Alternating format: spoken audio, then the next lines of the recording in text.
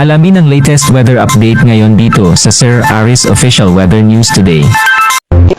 Apektado muli ng southwest monsoon o habagat ang kanlurang bahagi ng Southern Luzon at ng Visayas at ang buong Mindanao. So magdudulot itong habagat o southwest monsoon na mga pagulan po sa kanlurang bahagi ng bansa. Samantala, update muna sa low pressure area na nasa loob ng ating area of responsibility.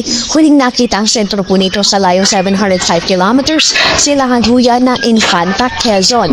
At sa kasalukuyan, yung traffic or extension ay nagdudulot ng mga pagulan at nakaka-apekto na sa silangang bahagi po ng Luzon at ng Visayas.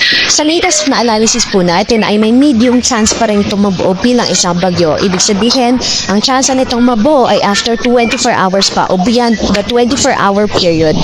At sa kasalukuyan, sa ating analysis din, generally ay pa-west-northwestward pa rin ang kanyang pagtahak at posible po na mag-traverse ito o tumawid dito sa northern o kaya naman sa central Luzon sa mga susunod na araw. Kaya patuloy po tayo magandabay sa updates ng pag-asa at kung sakaling magbuo ito bilang isang bagyo, sa loob ng ating area of responsibility ay papangalanan ho natin itong si Bagyong Isa.